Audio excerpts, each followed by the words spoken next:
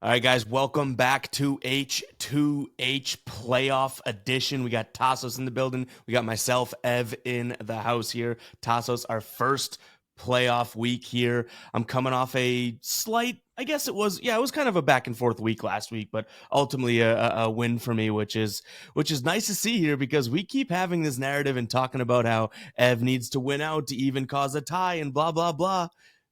The gears are turning. The gears are turning. I win last week, 11-7. You're up here, so I'm 7-11 on the year, which we just said right before we recorded. I was like, that honestly is like the closest the record seems like it sounded since it was like 0-0. Like, because you've been spanking my ass all year. And by the way, if you guys don't know, Tasos and I go head to head each and every week with our NFL picks. Whoever comes out units wise gets the win for the week. But yeah, last week, good win. I will say, having to win out makes it a little bit tough, but how you doing over there? I mean, I'm going to be honest. After losing last week, I'm getting a little nervous. Not all the way nervous. I'm not breaking the glass in case of emergency, but I have now lost to you 3 of the last 4 weeks, and it's an unfamiliar. I was 10-4. I'd won 10 of the first 14 weeks. I was 10-4 against you. I'm now 1-3 in the last 4 weeks. So I had a very easy path. I had to win 2 times in the last however many weeks it was to knock you off. I guess what is it? It would be 2. I had to win 2 of the last 8, and right now I'm 1-3. So it's not. Wait, two of the last 8 sounds terrible. Yeah. Wow. Yeah. Not great right now. The vibes we got to turn around. I'm a little cold. We got to go back up. We got to turn the vibes around. I'm playing with my food a little bit too much. We got to stop doing that. We got to go for the kill and just end it. And we will remind everyone that's watching that Tasso, you made the agreement because technically I just have to win out to get to a tie. You made the agreement that if we tie, then it's AK Super Bowl night. If I win that week and we tie on the year, which would be 11-11, right? Then you hand me the crown for season number 1 because you blew the 3-0 finals lead. Like you did. You blew the 28-3 lead. You blew the Falcons 28-3 lead. Truly. Yeah, I stand by it. Like if I'm 10-4 and I finish 11-11, if I go 1-7 the rest of the way, I don't deserve to have the trophy. I don't deserve to have that if I lose 7 of the last 8. That's tough. That is tough. I stay by that. If you somehow tie this, if you come back and do this, you deserve to have the win for the season. So a lot of the pressure's starting to build. It's starting to get a little sweaty. Let's see what we got here. But again, 1 week at a time for me because I'm talking with like all this confidence, right? But like this is a guy that's 1 loss away from technically the head-to-head season being over. So it's like it's really weird because you've just fallen from such grace that it makes me feel good. But technically speaking, every week is different. But nonetheless, guys, make sure to hit that subscribe button, hit that like button. Tasos and I keep talking about in each of our videos. We are so damn close to 50,000 subscribers. So thank you guys so very much for that. Once we get to 50, which I know we will, we're not going to stop grinding. We'll keep going. But another milestone, another feather in the cap, and you guys are all part of that. But another thing to note, this show is going to be a little bit more abbreviated as we get into the playoffs. The show will alter a little bit because usually we go 3 rounds and then a fade me round. So 4 picks on the show. When there's less and less and less games as the playoffs progress, our show will also kind of progress and whatnot as well. So just FYI, this episode, we're going to be doing 2 rounds. So round 1, round 2, and then we'll get to the fade me round. We can never let the fade me round go anywhere. That's the staple of the show, but we'll alter the show around that. It is the core, but we'll keep you guys posted each and every week. So just FYI, things might look different, work differently as we kind of get through the show. But real quick, though, before we start, we got to talk about this guy. It feels like sacrilege not to bring it up at least once. This is it. End of an. I don't know how you feel. I mean, I'm 25. I'll be 26 soon. Technically, he's not the only coach I've ever had in my lifetime. Pete Carroll, I guess, was there for my first couple of years of life. But Bill Belichick is the only coach that I know. And as a Patriots fan, a diehard Patriots fan, it's very bittersweet. I feel like I know a lot of NFL fans, they hate Belichick because he beat up on your teams for so many years. It's kind of the Brady thing also, where like a lot of people like were celebrating when he left. Like, I think as an NFL fan base, you have to at least acknowledge he is. If you don't think he's the best, he is one of the best of all time. And it is an end of an era. It's an end of for Patriots fans. It's bittersweet. For football fans, I'm sure a lot of people are rejoicing, but it feels like we have to at least acknowledge before we start the show that thank you, Coach Belichick, as a Patriots fan, for everything that you did. It's tough. It's really sad.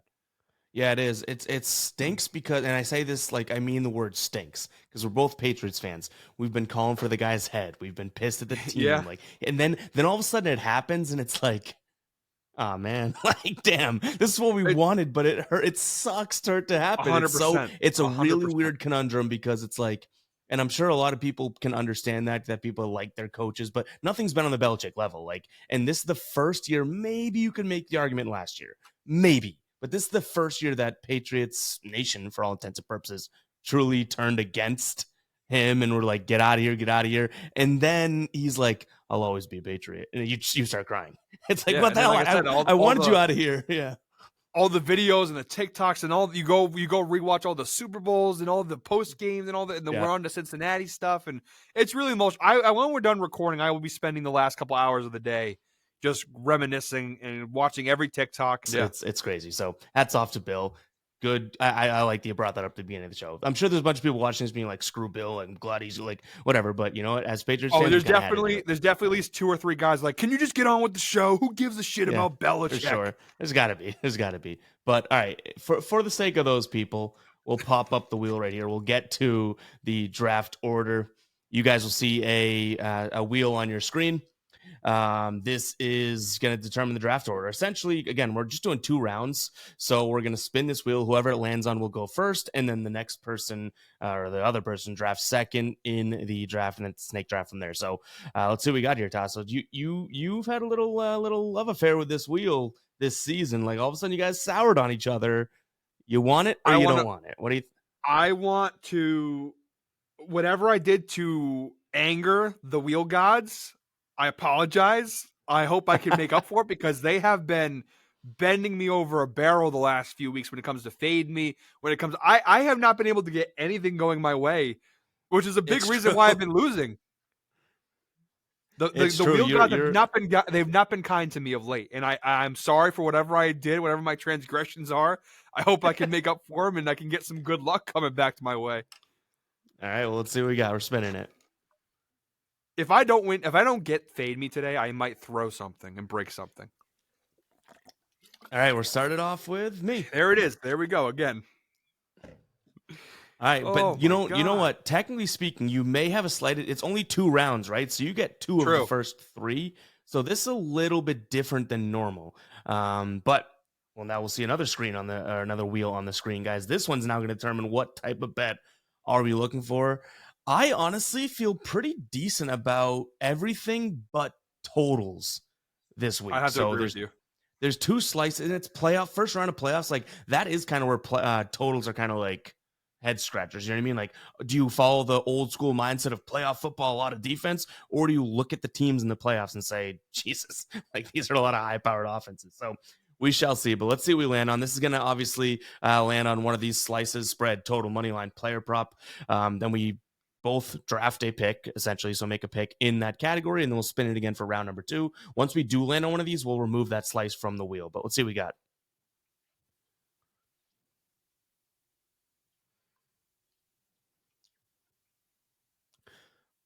All right, don't mind this. Yep, don't mind money line there. Okay, I'm starting us off here. I will say, I don't know if money line's my necessarily favorite spot here, but I feel like I have a value spot here that I do think could be like if I make this pick, you could be like, that's a terrible pick. I can see it happening, but you could also be like, oh yeah, it kind of makes sense. I'm looking at the Eagles on the money line, -158. Did you like that pick? This is going to be good. This is going to be a good episode. I mean, nothing to say for this game. It's like, gosh, is everyone just down on the Eagles, right? Like, come on, they're better than the Bucs. And yes, they're banged up. They have the injuries, but the Eagles are literally, this season in particular, at their best when they have a chip on their shoulder. They lose their positioning and all that jazz. Money line, -158. I think they're a tougher team too. There we go. Now you're on the spot.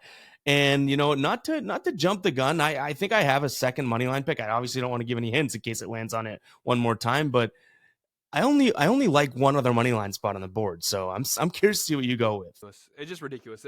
Every week now, it's becoming a thing where you just keep stealing my picks. The wheel gods are cruel, just as they are just. I literally, when I saw money line, I was like, all right, cool. I'm going to Eagles here. Like, perfect. Like, I didn't even think of another option, and yet here I am now having to go ahead and take. I had two money lines though, luckily, so I am prepared. I'm gonna go ahead and take Browns money line. That was the other one. When I said there's one other one, that's it. Browns money line. I see it. Maybe there's better. I see it on FanDuel at -126. I think it's probably the best I can find right now. I'm just riding the Joe Flacco wave. Like, I know it doesn't, like, to be truthfully honest, like in Houston, they're a fantastic team, a great story. CJ Stroud looks legit.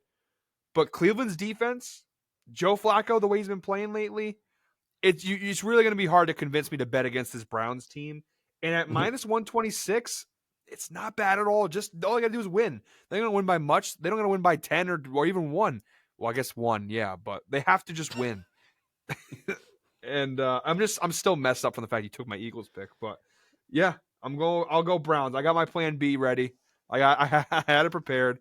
I'll go Browns -126 on the money line. I just think Joe Flacco, it's just really tough for me to like bet against him right now. The way he's been playing, the way this team, how resilient they've been all season long. I know it's in Houston. I know the Texans are good in their own right. I just feel like this Cleveland team in an AFC that's kind of weak, they're actually really good. Like they could. Yeah. I don't know. I don't want to say as far as they'll go to the Super Bowl, but like they could go toe to toe with every team except for maybe Baltimore. And even Baltimore, they've beaten this year. So it's interesting. They're an interesting team. Yeah, I think that Cleveland, like, there's just different parts of their game that keep them in games. And it's like, oh, yeah, you put Joe Flacco is the cherry on top of their, like, they were winning even with DTR or, you know what I mean? Like, they were doing the thing. And the Texans have just a little bit too much of like a scrambled egg sort of recent month and a half for me to really get behind. So obviously, yeah, they had to pull some things out to get into the playoffs.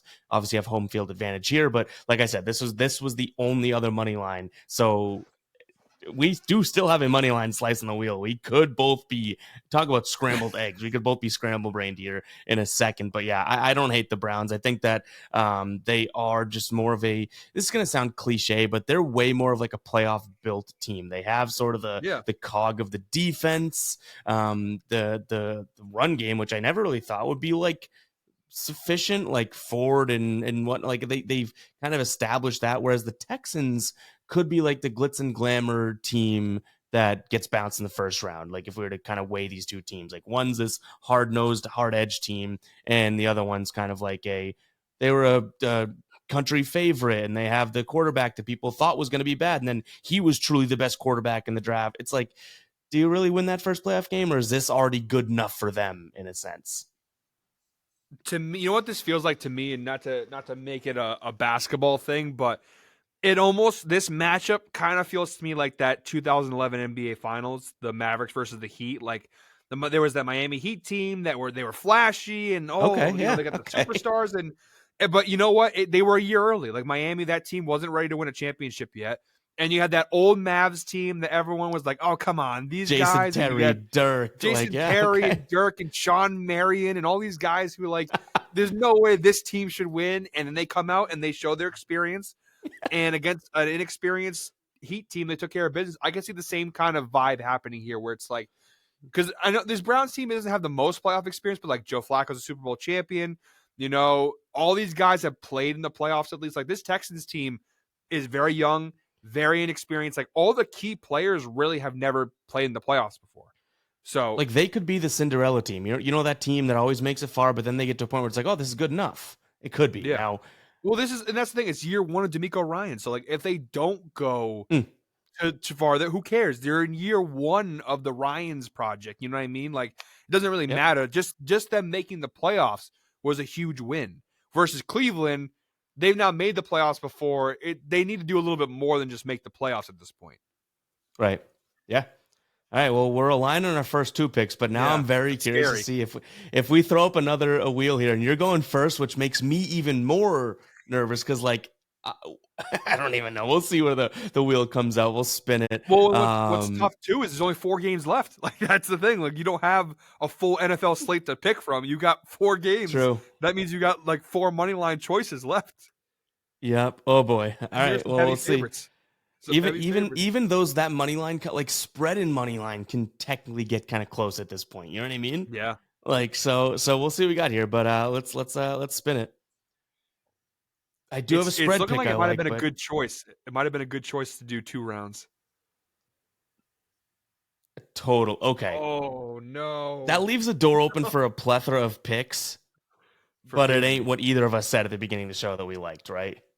Oh, that's not what I wanted at all. I do have a pick though. And I actually am happy that I got it first here because it is the only pick that I have. The only I think I might know where you're going, but go ahead. I am going to go. Let me just do one last check here. I'm going to go for it. We're going Rams Lions over 51.5 points. Oh, we are so on the same page, and I don't know if that's a good thing or bad thing.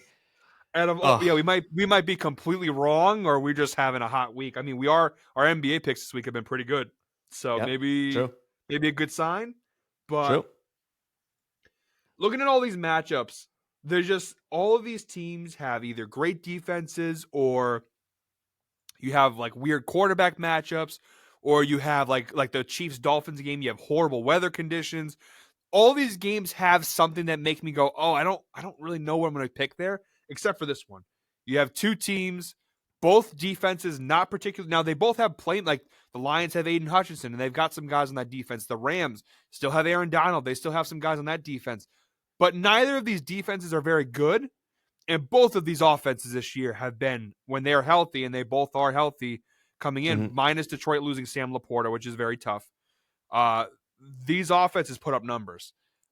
This, to me, is obviously Stafford versus Goff. There's a lot of storylines with this game.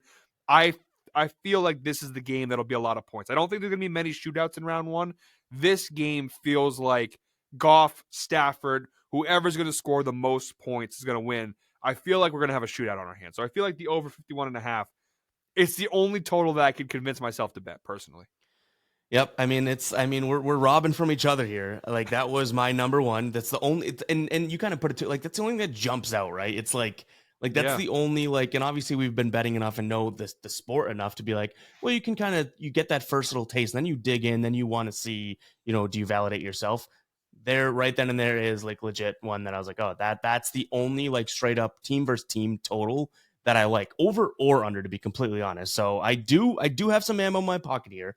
I'm not going to, I have one that I'm going to give. And I also have another total in case it comes up again, but we're talking team totals at this point. My total, I'm going to be looking at the under 21.5 for the Green Bay Packers, minus 118 on FanDuel. This is risky, Tasos, and I'm sure you'll agree to some degree, because what do the Cowboys just love to do? Good season, get to the playoffs and get pumped. And it could totally happen. But what if I just told you that maybe this year's a little bit different, and I think this is a legit defense, and this is a team that can suppress this team, I guess. Like, I know it's risky, and based on what we've seen in the past 2, with these 2 teams, or just with like the Cowboys independently, but I think the Cowboys have something to prove this year. I'm not trying to tell you they're going to the Super Bowl, but I do think that defense has been kind of doubted over and over and over again, and it's like, well, you know what? Like, if there's one thing we can give them credit for, they're not just like a bodybuilding muscles defense this year. They actually have some strength behind them. You just don't learn your lesson, do you? When it comes to the Packers, you just love your glutton for punishment. When it comes to these Packers bets, all year long you have been burned by this team, and yet you're still going after. You still go. Hey, last week, what happened? Yeah, all right. They won for me against the Bears. Yeah, there's a money line that maybe tides are turning here, but you are right. Like, my betting against you as an owner of the Packers, a majority owner, of course, of the Packers, has not been my best go-to. But again, keep it to 3 touchdowns, minus 118. I think there's value there. Everything statistically says this is a good pick on your part. But there's a couple of external factors that, like, number one, you've already mentioned it. The Dallas Cowboys in these early playoff games in the last 20 years, for some 100%. reason, they just shit the bed early. Yep. You've also got the fact that you didn't mention like Jordan Love, who, including myself as an owner of the Packers, I was out on him. I was like, I'm over it. We need a new quarterback.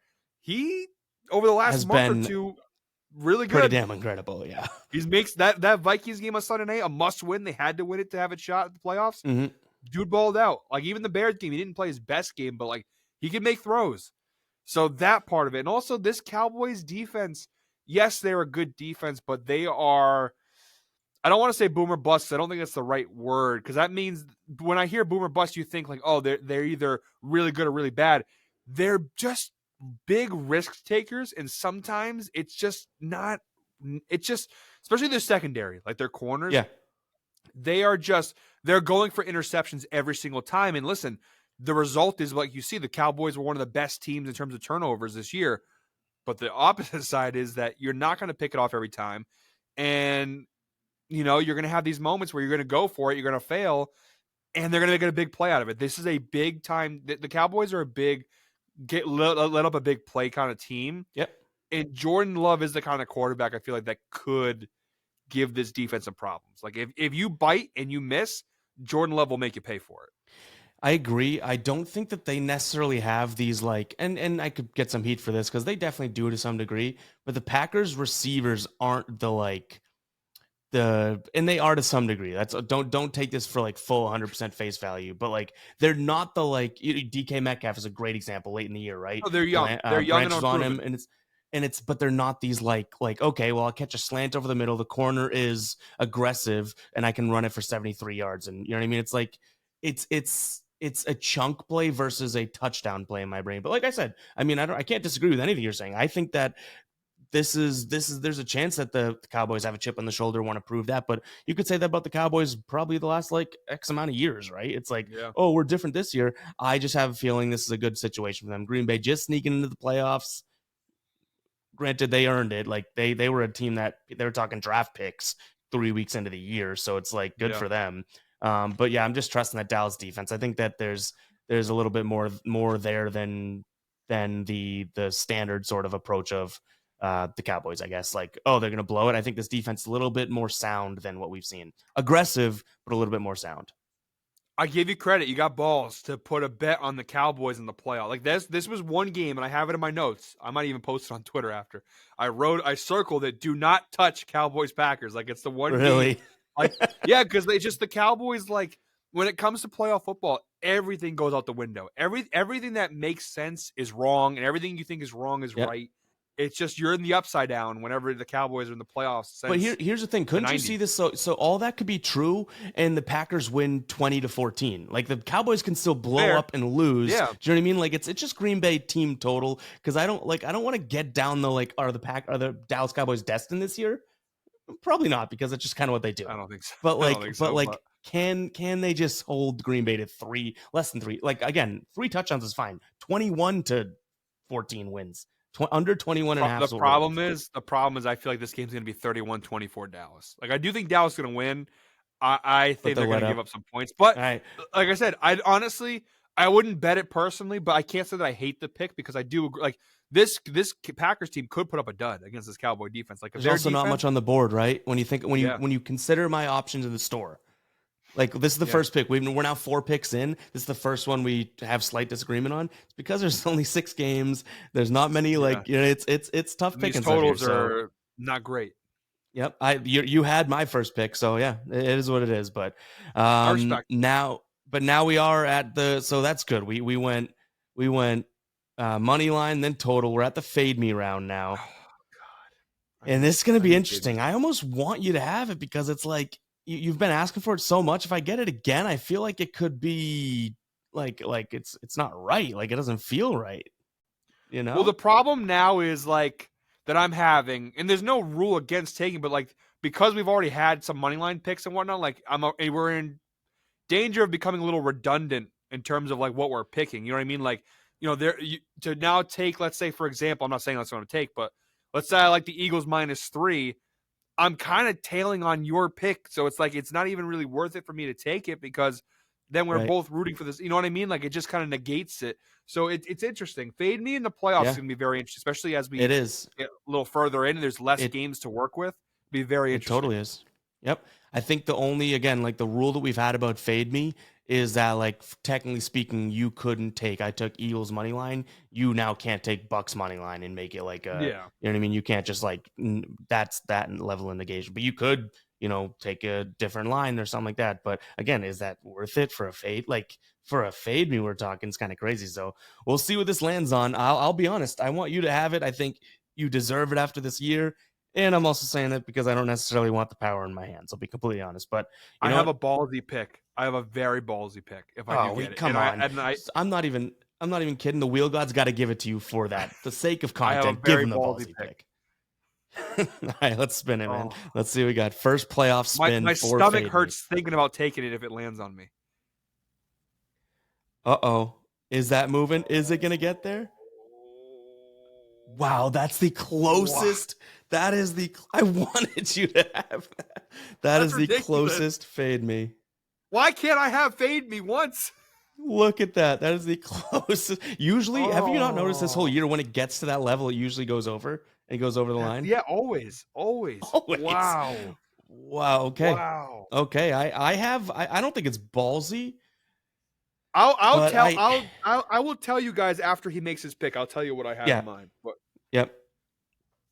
All right, this is going to be. You're definitely not taking it. I know that for sure. But we'll see what you got.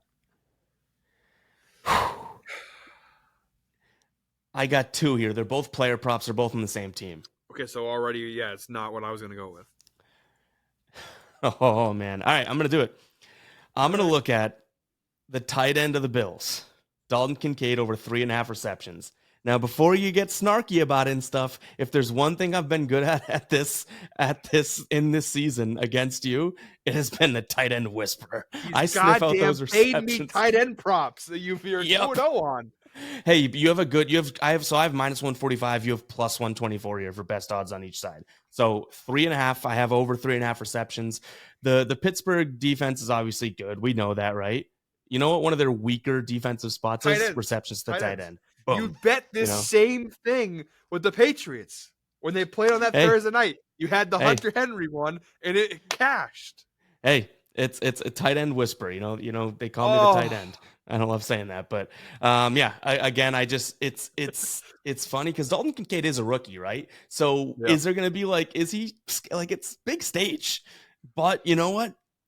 This is the type of pick too that say the Bills, what are they, 10-point favorites? Say the Bills get up in this, they're not throwing it deep to Stephon Diggs or the guy that they're going to try and find is the safety net. And that's what I've loved about tight ends all year. So give me Dalton Kincaid here. He's hit this in 75% of games this year. He's only missed it in 4 games. The guy gets crazy targets. I like the spot. I can't go against that. I mean, I love the pick. If you've watched, it's also a very manageable number. 4, if this was 4.5, would be talking questionabilities here. Yeah. Not to jinx it, but 3.5 for a guy that gets Dalton Kincaid on the season has been averaging 7 targets. You know what I mean? It's he can get 4 catches. Well, especially over the last month or two, he's really kind of come onto his own, and he's become one of Josh Allen's favorites. And it's against the Steelers defense, like we talked about, not very good versus the tight end. The wheel gods are just being very cruel and mean, and I don't know what I did to upset them. Maybe it's all the trash talk I do against you. I don't know what it is, but it's just ridiculous. I told you what my theory was. It's that you started taking credit for all the early wins, and the wheel gods were like, "Dude, I thought we were in this together." You're shoving me to the side, and it's I thought it was wheel god and Tasos as a duo, and all of a sudden Tasos is taking in all the positive feedback, and they're like, "Wait, but we're doing half the work here." No, you know what it is? Not to kind of take us back to where we were talking about Belichick. The wheel gods are my Tom Brady, and I'm Bill Belichick, and they're gone. And now I'm sitting here I got Mac Jones and Bailey Zappi, and I'm struggling. And the wheel gods, Tom Brady's winning Super Bowls in Tampa Bay. I love that. But all right, well, what was your pick gonna be? My ballsy pick. It's just Whenever I see games like this, something pops off, and there's nothing statistical about it. There's nothing factual about it. It's just a feeling. I was going to take Dolphins plus 4.5 against Kansas City. I have seen so many people, because it's supposed to be really cold. It's supposed to be like one of the coldest games ever. Yeah. And Everyone's Miami's a warm Kansas weather City. team. And the Miami Dolphins are coming off that horrible loss versus Buffalo. It was a close game, but Tua absolutely sucked, and they lost to Buffalo. And the narrative still is there. They can't beat good teams. They're a warm weather team. All this stuff. Everybody's on Kansas City, and I'm not even saying Miami will win, but like plus 4.5. This Chiefs team has been garbage. Realistic, like truthfully, they've not been good all year. And my thing is, it's just crazy to me that it's a 4.5 point. I think 4.5 points is a lot. I think this Dolphins team, their run game is really good. Like they can run the ball. So in a game where there's probably going to be a lot of running involved, I would take the Dolphins backs over the Chiefs. Personally, I think you're on the money side too. I think the public's on the Chiefs. Last time before we jumped on here, I think the public's on the Chiefs and the money's on the Dolphins. It's like and I wouldn't. That's why it's ballsy though, because like I wouldn't be surprised if the Chiefs are in at home and it's like, and Patrick Mahomes does kind of what I've said a bunch of times, like at some point I feel like they just do, like the Chiefs do the Chiefs, you know what I mean? So I wouldn't be surprised at that, but that's a crucial number, 4.5 here, and you're still talking one of the most, if not probably is the most explosive offense. You can't give that many points to them, so it's like, neither one of us jumped to Chiefs money line, or you know what I mean? Like it kind of shows why. So that it is ballsy, because if you gave me, you gave me that and fade me, right? If you gave me that and fade me, I wouldn't be shaking in my boots having the Chiefs either. You know what I mean? So it's not like like I would have hated being on the Chiefs. I could have lived with that. Seriously. So that's why that was what was going to be my pick, just because I wanted to. I really like that pick, but it is what it is. I apparently now have to root heavily for Dalton Kincaid to have a lot of drops. Yeah, which is because he should get the targets, right? And you can quote me on this. He's gonna have minimum 7 catches. Oh man, you reverse jinxing mother f. Oh man, minimum 7 catches. You can mark my words there. If it wasn't so late in the season, we could move like rules around. I'd be like, all right, if he gets to, because now I could take the tweener, like I'll take the over 3.5, under 7. Can't do that, but we could, but I also don't want that because I want this fade.